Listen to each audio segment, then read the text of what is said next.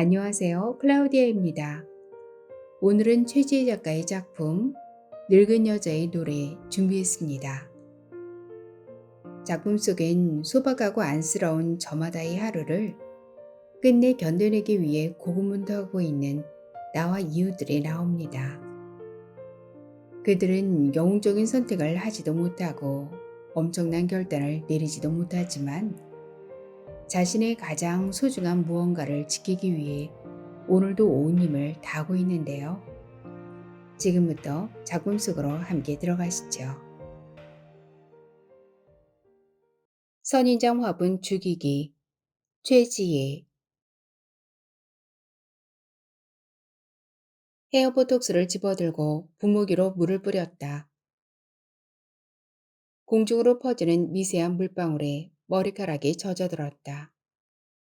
힘없이 늘어진 머리카락을 가지런히 한 뒤 뜨겁게 달궈진 롤을 차례로 말아 집게로 고정했다. 묵직하게 매달린 헤어롤이 10개가 넘었다. 헤어보톡스는 머리숱이 없는 곳을 감춰주는 부분 가발이었다. 진짜 머리는 서너 달에 한 번 파마를 하면 되지만 헤어보톡스는 매번 빨 때마다 컬을 새로 만들어야 했다. 손이 많이가 귀찮았지만 정성을 다했다. 그래야 머리에 썼을 때 원래 파마 머리와 자연스럽게 섞여 어색하지 않았다. 일본어 수업이 있는 날은 다른 날보다 몇 배는 공을 들였다. 더구나 오늘은 수업을 마친 뒤 손자를 데리고 딸 정인이 일하는 사무실 근처로 가야 했다. 셋이 어린이 캐릭터 체험전을 보고 저녁을 먹기로 했다. 회사 일로 바쁜 정인이 어렵게 시간을 냈다. 얼마 만에 하는 외출인지 말하지는 않았지만 내심 설레기까지 했다. 화장대 거울 앞으로 바싹 다가가 앉았다. 얼굴 곳곳 깊게 뺀 주름이 얼기설기 그물을 친 듯했다. 티슈를 뽑아 지저분하게 번진 립스틱을 닦았다. 혈색을 잃어 허옇게 메마른 본래 입술이 드러났다. 거울 속에는 푸석한 얼굴을 가진 중년 여성이 있었다. 중년이라니 예술을 훌쩍 넘긴 나를 아직 중년이라고 말해도 되는 건지. 배경이 된 지도 이미 10여 년. 50견조차 60견이라고 농을 칠 만큼 나는 늙은 여자였다. 머리카락이 빈 곳을 살폈다. 더 빠지지는 않았는지 머리카락이 더 얇아진 건 아닌지 세심하게 들춰보았다. 돌아앉아 머리를 뒤로 젖히고 손거울로 정수리를 비쳤다. 형광등 불빛 아래 헝클어진 머리카락 사이로 반들거리는 두피가 반사되어 보였다. 약초 달인 물을 발랐지만 사막 같은 두피에서는 아직 머리카락이 돋아나지 않았다. 얼마 전에는 숱이 많아 보일 거라는 미용실 원장 말에 5만 원이나 주고 파마도 했었다. 비싼 가격 때문에 망설이는 내게 원장은 자기만 믿으라고 큰소리 쳤다. 하지만 고개를 깊이 숙이지 않아도 정수리 부근이 휑하게 드러났다. 듬성듬성한 머리카락을 보고 있자니 기운이 빠졌다. 헤어 보톡스에서 롤을 조심스럽게 떼어내고 머리에 뒤집어 썼다. 눈 감고도 할 만큼 익숙했지만 손길은 신중했다. 앞쪽 핀을 꽂아 손으로 눌러 고정한 뒤 뒤쪽으로 너무 팽팽하지 않게 당겼다. 뒤쪽 핀을 모두 꽂아 위치를 잡고 가발 사이사이로 내 머리카락이 섞이도록 빗으로 매만졌다. 휑한 곳이 없는 걸 확인하고 스프레이를 뿌려 고정했다. 푹 꺼진 정수리가 언제 그랬냐는 듯 봉긋하게 솟아올랐다. 헤어를 여러 개를 단단하게 고정한 덕분인지 오늘따라 스타일이 제법 근사했다. 일정한 간격으로 탱글탱글하게 말려 올라간 컬에서 전문가 솜씨가 느껴지는 것 같았다. 머리숱이 풍성해지자 얼굴이 그나마 나아 보였다. 이제는 정말이지 헤어보톡스 없는 생활은 상상할 수 없었다. 헤어보톡스를 처음 알게 된 순간이 아직도 생생하기만 했다. 그날도 여느 때와 다름없이 늦은 아침상을 불리고 거실 소파에 누웠다. 오전 11시에서 12시 사이 남편이 아파트 단지를 산책하고 들어오는 그 시간이 내게 주어지는 유일한 휴식이었다. 이 시간만큼은 누구에게도 방해받고 싶지 않았다. 오후에 4살배기 손자 녀석이 어린이집에서 돌아오면 그때부터는 아무것도 할 수 없었다. 아이들을 따라다니다 보면 하루가 어떻게 지나는지 모를 지경이었다. 딸 정희는 퇴근이 늦었고 지방에서 근무하는 사위는 주말에만 집에 왔다. 몸을 일으켜 베란다로 나갔다. 맨발로 바닥을 디디자 타일의 찬 기운이 온몸에 전해졌다. 창밖을 내려다보면 어김없이 남편이 있을 터였다. 남편은 집에서 나가 아파트 단지를 돌고 들어오는데 거의 1시간이나 걸렸다. 뇌출혈로 쓰러져 거동하지 못하던 때를 생각하면 다행한 일이었다. 문제는 나였다. 마음에도 없는 병간호 때문에 남편 곁에 있어야 했다. 평생 집 밖으로 나돌던 사람을 간호하는 일은 저주에 가까웠다. 남편이 아파트 출입구에서 나와 이제 막 모퉁이를 돌아 옆집 베란다 밑을 지날 순간 나는 재빨리 베란다에 놓인 화분을 훑어보았다. 오늘은 어떤 화분이 좋을까? 금호, 마블, 부채 선인장과 백단, 황금사, 흑목단, 귀명각이 좁은 베란다를 가득 채우고 있었다. 전부 물을 자주 주지 않아도 되는 다육 식물이었다. 몸을 숙여 발밑에 놓인 멜로칵투스 화분을 집었다.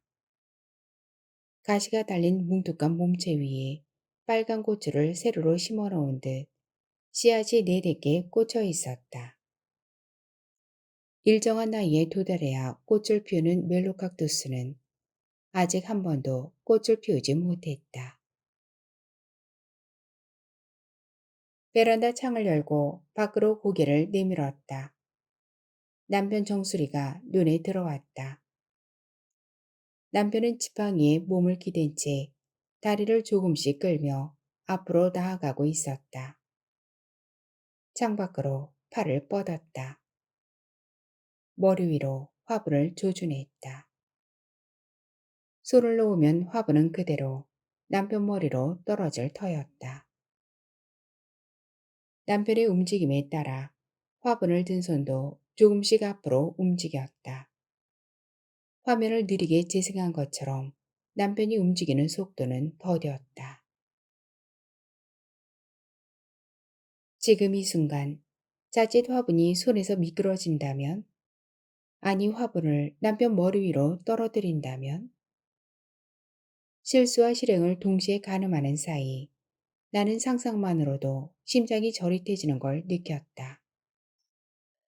그렇게 매일 같은 시간 같은 장소를 지나가는 남편의 머리 위로 화분을 낚을 결심을 새로이 했다. 과연 내일은 할 수 있을까? 제발 내일은 하고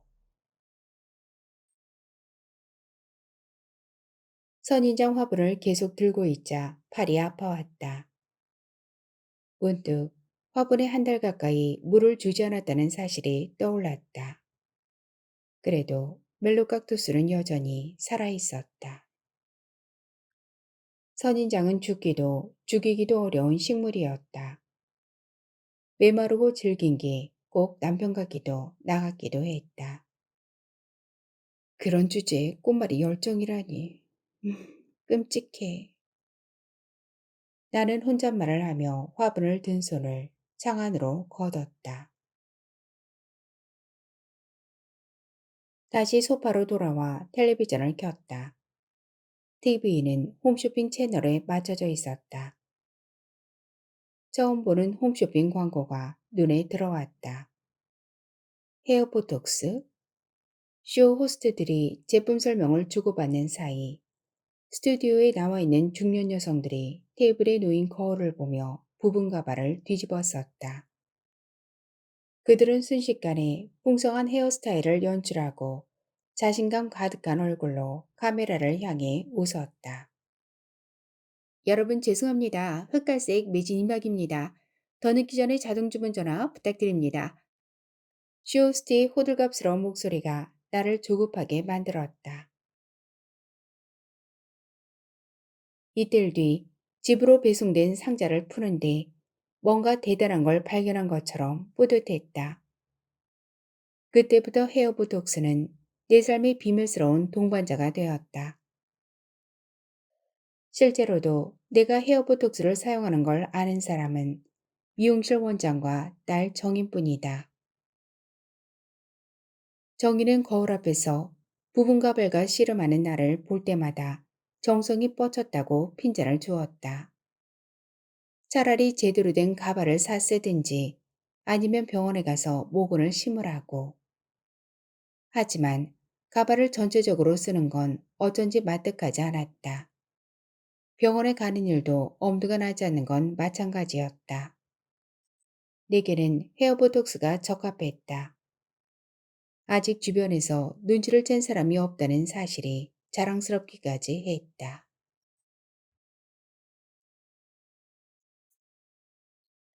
백화점 문화센터에 도착하자 수업 시간 10분 전이었다. 다른 날보다 준비가 늦어 급한 마음으로 달려왔다. 걸을 때마다 가방 안에서 음료병 부딪히는 소리가 났다. 나는 가방에서 홍삼 음료를 꺼내 교탁에 올려두고 지정석인 맨 앞줄에 앉았다. 돋보기 안경을 쓰고 책과 노트를 펼쳐 지난 수업 때 필기한 내용을 살펴보았다. 이번 학기 역시 학생은 나와 김상뿐이어서 센세이 질문에 제대로 답하려면 복습을 해야 했다. 학기 초에는 수강생이 4~5명이 더 있었지만 어느 날부터 수업에 나오지 않았다. 일본어 센세는 70이 넘었다. 고등학교 수학 선생님이었는데 정년 퇴임한 뒤로 백화점 문화센터에서 일본어 강의를 했다. 센세는 문법을 정석으로 가르치고 매시간 숙제 검사를 하고 한 명씩 일으켜 세워 질문을 했다. 이 때문에 주부들 사이에서 엄격하고 재미없는 선생님으로 입소문이 나서 수업은 매학기 폐강 위기였다. 하지만 나는 벌써 1년 넘게 일본어 센세 수업을 듣고 있었다. 처음부터 일본어 공부를 열심히 한 건 아니었다. 애초에 문화센터에 다닌 건 손자 때문이었다. 아이를 집에만 두는 게 마음에 걸렸는지 정인이 미술 수업에 데려가 달라고 부탁했다.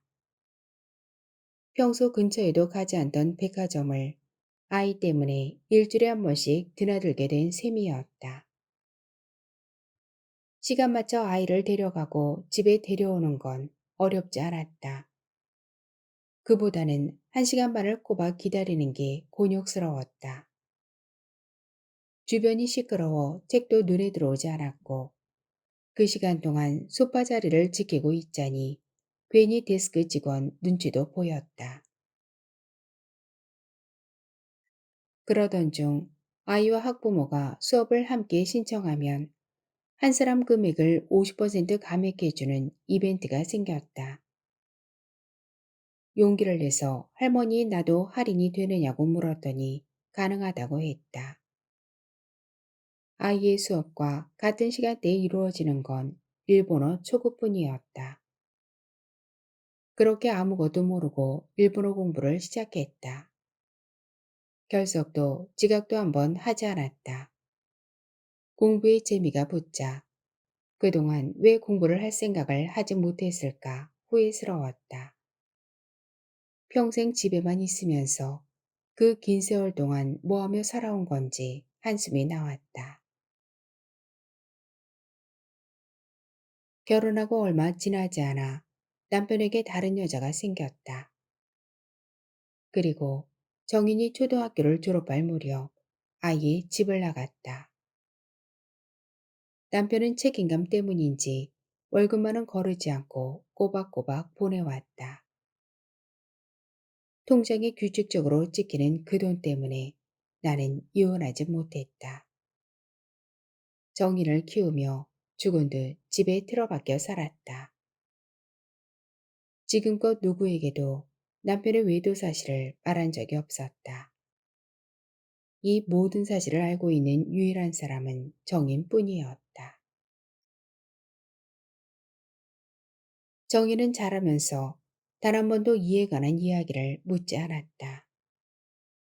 우리는 원래 서로가 묻기 전에는 답하지 않았고 어려운 답이 나올 만한 질문은 가급적 피했다. 어쩌면 이것은 듣고 싶지 않은 이야기를 원천 봉쇄하려는 의도일지 몰랐다. 알아서 잘하겠지 하는 마음으로 멀찍이 거리를 두고 서로를 지켜볼 뿐이었다. 그게 정인과 내가 대화하는 방식이었다. 정인이 결혼을 결심할 때도 그랬다. 정인은 설을 보고 3개월 만에 결혼했다. 정인을 마음에 들어한 사위 집안에서 그의 결혼해야 둘에게 좋다고 재촉했다. 나도 서글서글한 인상에 좋은 대학을 나온 사위가 마음에 들었다. 하지만 정인이 설을 봤다는 사실이 이상하게 생각되던 차였다. 정인에게 만나는 사람이 있다는 것은 어느 정도 눈치채고 있었다. 그런데 새로운 사람을 만나 곧바로 결혼이라니 뭔가에 쫓기듯 아니 어딘가로 도망이라도 치듯 급히 서두르는 정인이 불안해 보였다. 나의 염려와는 달리 정인은 완강했다. 지금 아니면 결혼 따위 하지 않고 평생 혼자 살 거라고 했다. 그런 정인을 위해 나는 처음이자 마지막으로 남편에게 아버지 노릇을 부탁했다. 남편은 정인이 결혼을 준비하는 동안 순순히 집으로 짐을 옮겨왔다.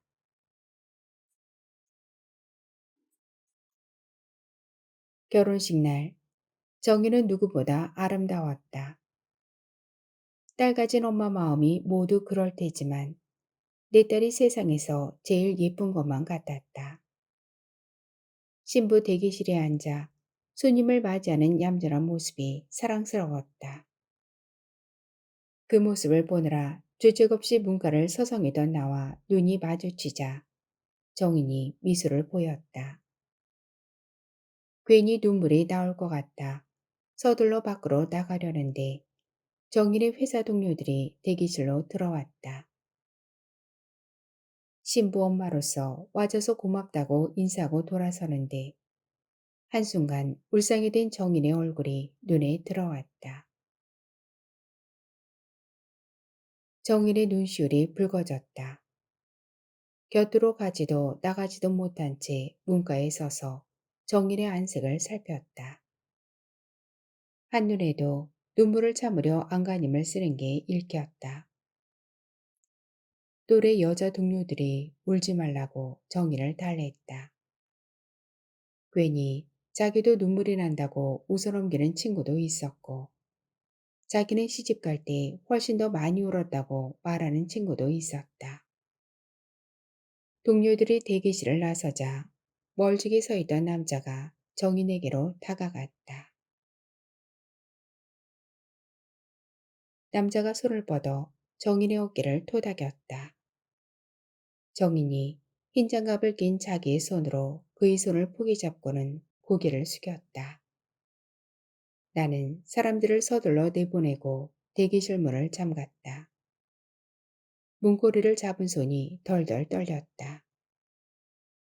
예전에 술 취한 정인을 데려다 주던 남자와 집 앞에서 마주친 적이 있었다. 그때 정희는 그를 회사 상사라고 내게 소개했다. 자기를 잘 챙겨주는 좋은 분이라고. 남자의 목소리가 좁은 신부 대기실 안에서 나지막하게 울렸다. 예쁘다 정희라. 잘 살아. 결혼식을 끝내고 현관에 들어서자 텅 빈 집이 배로 넓어진 것만 같았다. 한복을 벗어 침대에 던져주고 차가운 바닥에 몸을 뉘었다. 땅속으로 가라앉는 듯 온몸에 힘이 빠졌다. 정인이 탄 비행기는 지금쯤 어느 하늘을 지나치고 있을까? 우리 정인이 높은 데 올라가는 거 무서워하는데 고단한 하루의 끝에 매달려 있던 기억이 어제로 그제로 그보다 더 예전으로 거슬러 올라갔다. 자꾸만 어른이 된 정인이 품 안에서 잠들던 어린 정인으로 변해 마음이 안겼다. 심란한 생각을 쫓으려 여러 번 머리를 내흔들었다. 서랍장에 넣어두었던 이혼 서류를 떠올렸다. 혹시라도 책 잡히지 않을까 하는 생각에 정인만 시집 보내면 이혼하겠다고 마음먹었다. 남편이 집에 들어와 생활하자 오히려 안 보고 살았을 때보다 증오심이 늘어갔다. 마치 원래 이 집에서 생활하던 사람처럼 아무렇지 않게 남편처럼 아버지처럼 행동하는 그가 끔찍하게 여겨졌다. 아무도 모르게 이혼 서류에 도장을 찍으며 앞으로 1년 안에 기필코 이혼하리라 마음먹었다. 이름 옆에 선명히 찍힌 도장을 보며 한 번 더 마음을 가다듬었다. 1년이면 정인이 결혼하고 안정된 삶을 꾸리게 될 터였다. 1년이면 지난 세월을 모두 뒤로하고 나도 내 삶을 꾸릴 준비를 할 수 있을 터였다. 도장을 찍은 이혼 서류를 한복과 함께 상자에 넣어 장롱 위로 올리며 나는 다짐하고 또 다짐했었다. 그때는 그 1년 사이에 남편이 쓰러질 거라고는 꿈에도 생각지 못했다.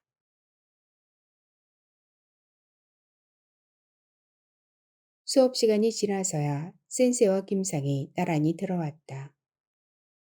손에는 같은 로고의 테이크아웃 컵이 들려 있었다. 김상이 나를 발견하고 안녕하세요 진상 하고 웃으며 인사를 건넸다. 나는 고개를 숙이는 걸로 인사를 대신했다. 지난 학기에 들어온 김상은 나와 비슷한 연배였다. 첫날 대학에서 일본어를 전공했지만 오랜만에 다시 시작한다고 부끄러운 듯 이야기하는 김상의 얼굴은 고왔다. 부족함 없이 살아온 모습이었다. 주름 없는 얼굴도 그랬지만 그보다 나이에 맞지 않게 어깨를 덮은 풍성한 머리카락이 온화한 분위기에 한몫했다. 내가 김상에게 반감을 품은 건 어쩌면 그 때문일지 몰랐다. 진상, 무슨 일이 있습니까? 센세가 걱정스러운 말투로 물었지만 나는 온통 딴 데 정신이 팔린 사람처럼 멍하게 굴었다. 둘이 어떻게 같이 왔을까? 자꾸만 신경이 쓰였다. 옆자리에 앉은 김상의 얼굴은 앞으로 쏠린 머리카락 때문에 보이지 않았다. 흑갈색 머리카락은 탐스럽게 빛나 손을 뻗고 싶은 마음이 들 정도였다. 뭔가 가슴에서 뜨거운 것이 치미는 듯했다. 갱년기 증후군처럼 주체할 수 없이 얼굴이 화끈댔다.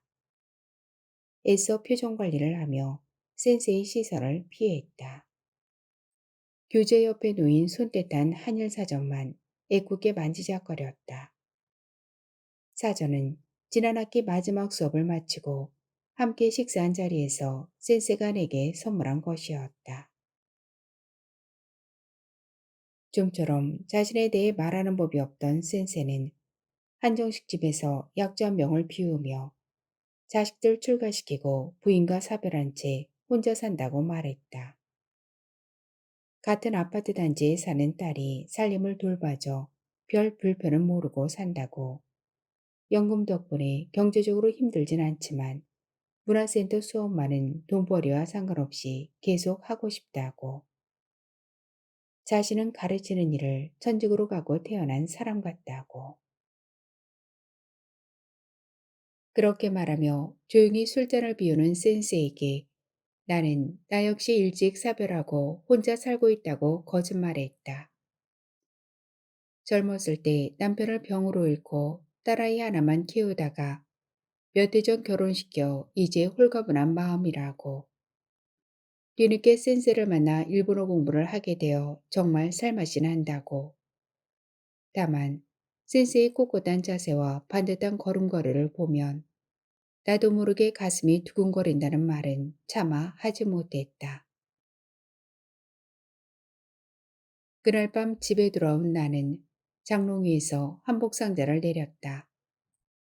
먼지가 뽀얗게 내려앉은 상자 안에는 4년 전 정인이 결혼할 때 맞춰준 한복과 이혼 서류가 들어있었다. 나는 협의 이혼 의사 확인서를 꺼내 가만히 들여다보았다. 내 이름과 남편 이름이 한 장의 종이 위에 나란히 쓰인 게 낯설었다. 남편 이름보다도 내 이름 석자가 더 생경했다. 병원이나 동사무소 직원을 제외하곤 이제는 누구도 이름을 불러주지 않았다. 유효기간이 지나버린 이름, 소용을 잃고 폐기 처분된 이름, 그 이름 옆에는 이미 인감도장이 찍혀 있었다. 손에 쥐고 있던 이혼 서류와 인주를 가지고 남편 가까이 다가갔다. 입을 반쯤 벌리고 잠들어 있는 얼굴을 내려다보았다. 젊은 시절 내내 원 없이 자신이 살고 싶은 대로 살아온 사람이었다. 그런 남편에게도 지금쯤 후회스러운 게 있을까? 남편 얼굴 위로 일본어 센스 얼굴이 겹쳤다. 이불을 젖히고 남편 발을 잡아 끌었다. 뚝 붉어진 힘줄과 뻣뻣한 살결이 만져졌다. 20여 년 만에 잡아보는 남편 손이었다. 앙상한 손마디를 두 손으로 잡고 엄지손가락을 세워 인주를 묻혔다. 그리고 나서 이혼 서류에 적힌 남편의 이름 옆에 지장을 찍었다. 잠든 남편은 아무런 기척이 없었다.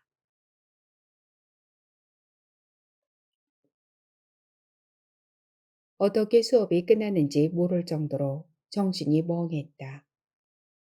센세와 김상이 문 앞에서 나를 기다리고 있었지만 일부러 짐을 천천히 꾸렸다. 먼저들 가세요. 알아서 갈 테니까. 입을 열자 퉁명스러운 말이 쏟아졌다. 그럼 복습 꼭 하시고 다음 주에 만납시다. 센세가 먼저 교실을 나섰다. 갈게요 신상. 김상이 센세의 뒤를 따랐다. 가방에 책을 우겨넣고 더디게 몸을 일으켰다. 정말 왜 이러는지 나 자신에게 짜증이 일었다. 칠판을 지우려고 교탁 앞에 섰는데 괜히 목올대가 시큰해졌다. 외모만큼이나 정갈한 센세의 필체가 눈에 들어왔다. 복도는 한산했다. 기분도 그렇고 집에 가서 쉬고 싶은 마음이 간절했다. 하지만 손자 녀석을 데리러 어린이집으로 가야 했다. 늑장을 부린 탓에 걸음을 재촉했다. 다행히 어린이집은 백화점과 그리 멀지 않았다. 서둘러 엘리베이터로 향하는데 나란히 선 두 사람의 뒷모습이 보였다. 짙은 남색 재킷에 베이지색 면바지를 입고 서류 가방을 든 센세와 니트 투피스에 얌전한 미무늬 갈색 구두를 신은 김상. 마치 백화점 식당가로 점심을 먹으러 온 사이좋은 노부부 같아 보였다. 엘리베이터 문이 열리자 "먼저 타세요." 하고 센세가 김상에게 말하며 문을 잡아주었다. 나는 가만히 서서 그 모습을 바라보았다. 곧 엘리베이터 문이 닫히고 둘은 시야에서 사라졌다. 회사 앞에서 만나기로 한 정희는 약속 시간을 한참 넘기고도 오지 않았다. 손에 쥐어준 막대사탕 덕분에 아이는 보채지 않았다. 사탕 먹는 꼴을 보면 정인이 잔소리할 테지만 어쩔 수 없었다. 고개를 들어 고층 빌딩 층수를 눈으로 헤아렸다. 저기 어디에 우리 정인이 있는 걸까? 빽빽한 창문 때문에 건물 전면이 통유리처럼 보였다. 간혹 한두 군데 바깥으로 젖혀진 창문이 숨구멍 노릇을 할 것 같았다. 저 정도 높이에서 화분을 떨어뜨리면 어떻게 될까? 고작 9층밖에 안 되는 집 베란다에서 화분을 떨어뜨리는 것과는 차원이 다르겠지. 카디건만 대충 걸친 정인이 건물 밖으로 뛰어나왔다. 반가움도 잠시 정인이 다짜고짜 물었다. 전화는 왜 안 받아? 내가 얼마나 많이 전화했는지 알아? 가방 안에 손을 넣어 휴대전화를 찾았다. 그러고 보니 충전기에 꽂아둔 전화기를 가지고 나온 기억이 없었다. 어머, 그러네. 안 가져왔나 봐. 정인의 핀잔에 무한한 마음이 들었다. 엄마, 나 급하게 처리할 일 때문에 같이 못 가. 정인은 표 2장만 건네며 말을 이었다. 퇴근 늦으니까 저녁 맛있는 거 사 먹고 들어가. 내 정신 좀 봐. 지갑도 안 가지고 나왔어. 정인의 얼굴에 낭패감이 스쳤다.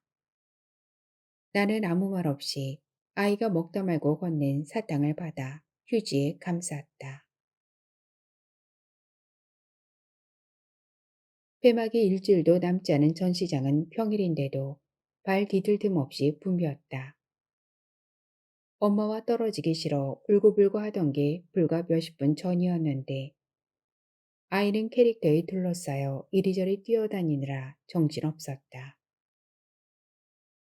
아이를 달래 지하철역으로 들어설 때 정희는 그 자리 그대로 서 있었다. 들어가라고 손짓하자 정인이 양손을 흔들어 보였다. 우리를 그렇게 돌려보낸 정인도 속이 좋을 리 없었다. 그런 걸 생각하면 엄마 목까지 더 신나게 놀아줘야 했지만 아이를 따라다니기만 했는데도 온통 땀에 젖었다. 아이를 간신히 잡아채 겉옷을 벗겼다. 양말은 또 언제 벗어던졌는지 한쪽 발이 맨발이었다. 자기가 좋아하는 공룡 캐릭터를 따라 골프를 몇 바퀴째 돌던 중이었다. 동동아, 우유 먹을까? 하고 내가 묻자 또래보다 말이 늦된 아이는 캐릭터 인형을 찾아 두리번대면서 고개를 끄덕였다. 나는 아이 손목을 잡고 간식거리를 파는 곳으로 갔다. 오래 기다려 카운터가 코앞이 돼서야 현금 계산만 된다는 안내문이 보였다. 이제 와서 돈을 인출하러 가긴 늦었다. 뒤로 긴 줄이 이어지고 있었다. 점퍼와 바지 주머니에서 1,000원짜리 지폐 몇 장, 시장 가방 속주머니에서 짤랑대는 동전까지 긁어 모아 아이가 먹을 흰 우유와 추로스 하나를 샀다. 목이 말랐지만 생수 한 병을 사기엔 돈이 모자랐다. 아이는 흰 우유를 양손으로 꼭 쥐고 빨대를 빨았다. 그러면서도 눈으로 계속 주변을 살폈다. 더 재미있고 신기한 걸 찾으려는 호기심 가득한 눈빛이었다. 목소까지 누워있는 할아버지 몸을 타고 넘으며 무료한 오후를 보내던 아이에게서 평소 볼 수 없던 생기였다. 쭈로스를 입 가까이 가져다 대면 설탕을 묻힌 채 오물거리며 한 입씩 잘도 베어 먹었다. 동동아, 여기 오니까 좋아? 아이는 제 아빠가 주말마다 만나 가르쳐 준 대로 엄지를 치켜 세웠다. 제일 좋을 때 어떻게 하라고 했지? 하면 자동 반사로 엄지를 내세우는 녀석이었다. 그 모습을 보고 있자니 웃음이 나왔다. 확실히 정인을 키울 때와는 다른 느낌이었다. 정인에게는 미안하지만 그때는 아이를 키우는데 행복을 느낀 적이 없었다. 하는 짓이 예쁘고 귀엽긴 했지만 절절하게 사랑한다는 느낌을 가지지 못했다. 빨래해주고 밥해준 것 말고는 아무것도 해준 게 없었다. 지금껏 정희는 혼자 컸고 나는 혼자 늙어갔다. 결혼하고 바로 임신한 정희는 10달을 다 채우지 못하고 2달이나 일찍 아이를 낳았다. 나는 그저 이 아이가 사위의 자식이기만을 바랐다. 차마 내 입으로 직접 확인할 엄두도 나지 않는 일이었다. 하지만 분명한 건 누구의 자식이건 나의 손자라는 사실이었다. 정인이 낳은 아이니 당연했다. 제 부모 대신 내가 업고 키운 아이, 내 쪼그라든 젖가슴을 만지며 잠자리에 드는 아이, 등에 업혀 양발을 내 바지 주머니 안에 넣어두고 발이 없어졌다며 좋아하는 아이, 아이가 양발로 목을 감싸 안을 때 순간 어질어질한 느낌을 받곤 했었다. 그 따뜻한 무게감에 왈까 눈물이 쏟아지던 날도 있었다. 아이는 양말을 마저 벗어 내 손에 쥐어주고 행사장 가운데 설치된 대형 튜브 미끄럼틀로 뛰어갔다. 짧은 다리로 힘겹게 계단을 올라갔지만 내려올 때는 금방이었다. 오래 올라가 순간 내려오는 억울할 법도 한 일을 아이는 몇 번이고 반복하며 신나했다. 그러다 한 번씩 내 쪽을 살폈다. 익숙한 얼굴을 발견하고 씩 웃어 보였다. 보는 사람도 절로 미소 짓게 하는 웃음이었다. 아이가 나를 향해 가까이 오라고 손짓했다. 나는 몸을 일으키는 대신 손을 흔들어 줬다. 할머니가 그 자리에 있다는 걸 확인하고서야 아이는 또래들 사이로 섞여들었다. 집으로 돌아오는 버스에는 앉을 자리가 없었다. 교복 입은 남학생이 아이 손을 잡고 서 있는 내게 좌석을 양보했다.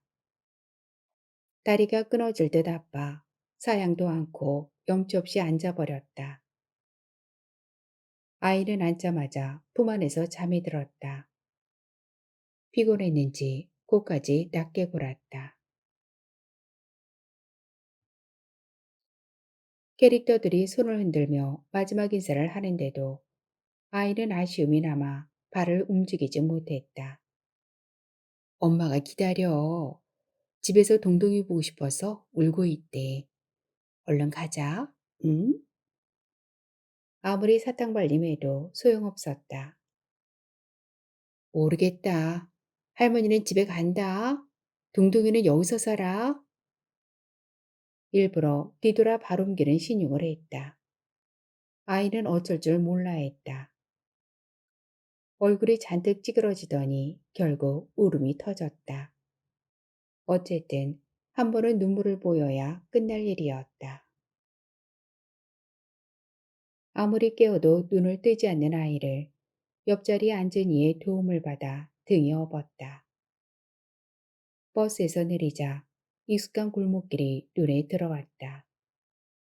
우리 집이구나 싶어 마음이 한결 편해졌다. 아파트 초입이 멀지 않았다. 오늘따라 아이의 무게가 크게 느껴졌다. 4살쯤 되니 확실히 하루가 다르게 묵직해졌다.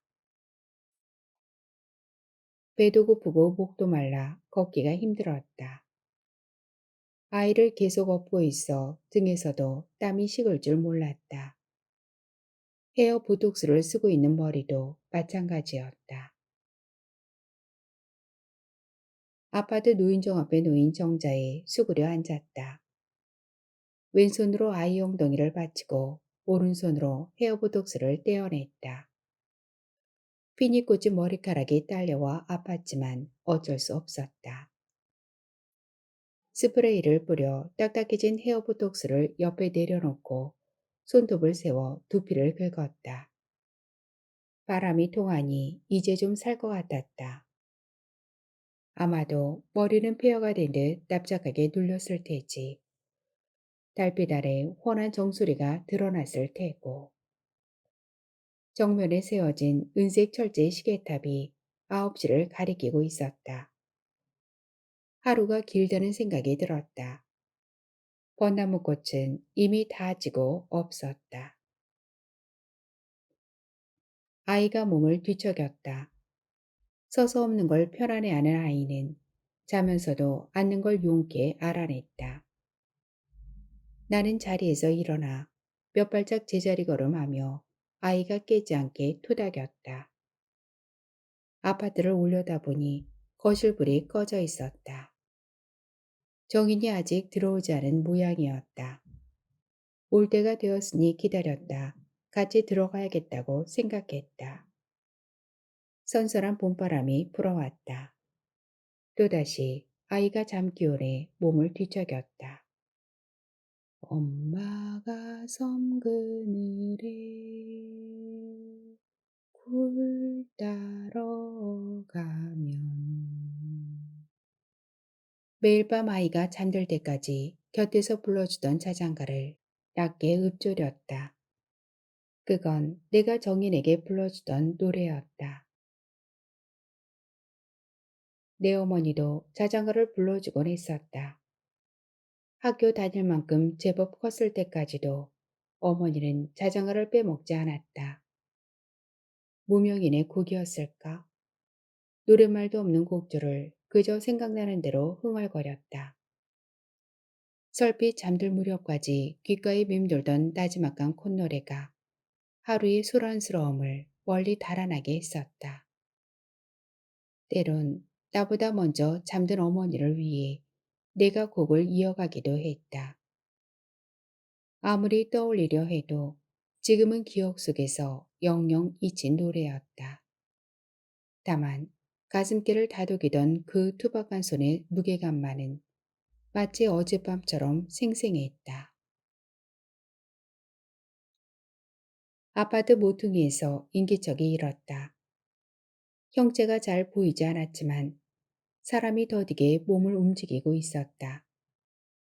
쉽게 다가오지 못하는 발걸음과 아스팔트에 질질 끌리는 지팡이 소리, 굳이 보지 않아도 귓가에 전해지는 소리만으로도 익숙한 기척이었다. 남편이 언제부터 밤 산책을 시작한 걸까? 저 어둠 속에서 망가진 몸을 이끌고 무슨 생각을 하고 있는 걸까? 살겠다고 아침 저녁 몸을 움직이는 남편에게 화가 치밀었다. 하지만 나는 알고 있었다. 한 번도 꽃피우지 못한 멜로kaktus 화분이 끝내 제자리에 놓여있을 거라는 걸. 점차 지팡이 끄는 소리가 가까워지고 있었다. 남편의 실루엣도 서서히 눈에 들어왔다. 순간적으로 고민했다. 이내 남편을 피해 몸을 돌렸다. 뒤돌아서서 오던 길을 향해 걸음을 옮겼다. 아무 일도 없던 것처럼 아무것도 못 본 것처럼 아이의 엉덩이를 토닥이며 노래를 흥얼거렸다. 엄마가 섬 그늘에 굴 따러 가면 아이의 시큼한 땀 냄새가 바람에 실려 코끝에 전해졌다. 아기가 혼자 남아 집을 보다가 정인이 올 때쯤 마중 나가서 저기 엄마 오네 하고 말한 걸 훗날 이 아이는 기억할까. 예전엔 딸아이를 업고 올리 없는 남편을 무작정 기다리며 집 앞을 서성였었다. 딸아이가 잠들면 아무도 없는 무덤 같은 집으로 돌아와 현관에 폭삭 주저앉아 울기도 했었다. 아, 그러나 노래가 끝나기도 전에 하필이면 정인이 양손 가득 마트 봉지를 들고 저만 지서 걸어왔다. 나는 정인을 부르지도 차마 남편이 있는 뒤를 돌아보지도 못하고 우두커니 서 있었다.